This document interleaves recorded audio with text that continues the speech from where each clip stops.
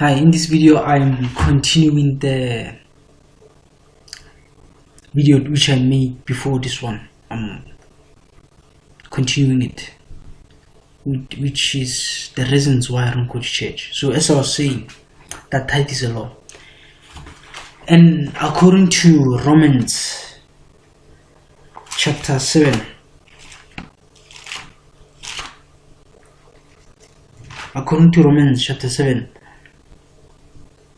verse 6, but now we have been released from the law, for we died to it and are no longer captive to its power. Now we can serve God not in the old way of obeying the letter of the law, but in the new way of living in the Spirit.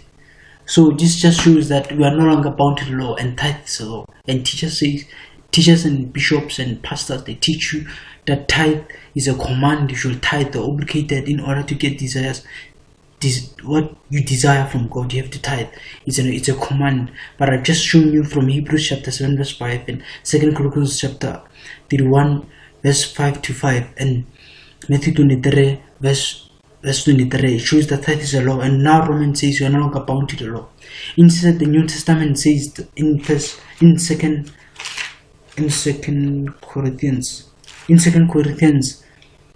chapter 9 verse 7, you must each decide in your heart how much to give, and don't give reluctantly or in response to pressure, for God loves a person who gives cheerfully. So in the book of 2 Corinthians chapter 9 verse 7, it says you must give cheerfully. You must not give out of pressure. You must decide the amount in your heart. God loves someone who gives cheerfully. You must not be pressured into anything. That's what it said in the book of New Testament. Okay. And so this means your guardian, angel bishops, and your celebrity pastors are liars.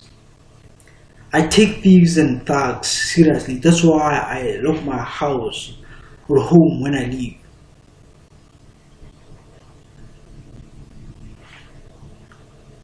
So I also take liars seriously. That's why I keep away from I decide to leave the church.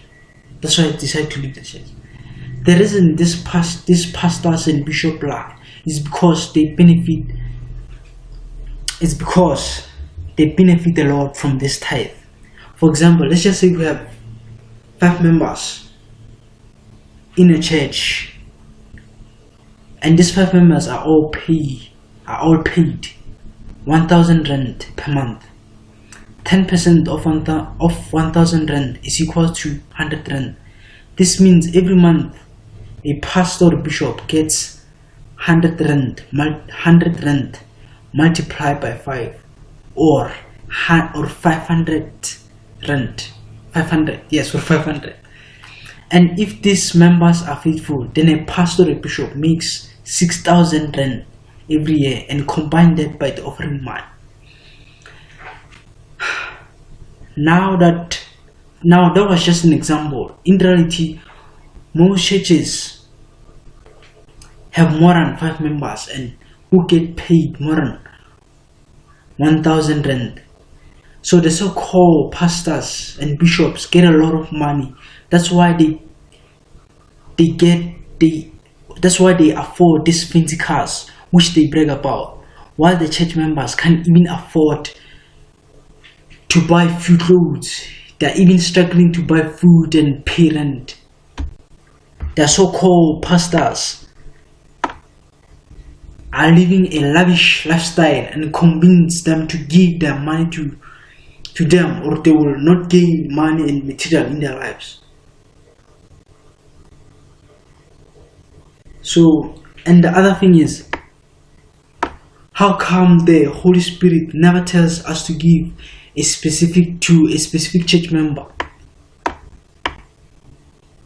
who is in need, but the Spirit wants us to give to the church all the time? So church is just the real life scale.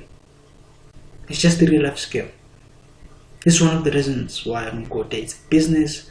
Pastors want to gain money to buy all those fancy cars, and so they can brag about them while they... Okay, I'll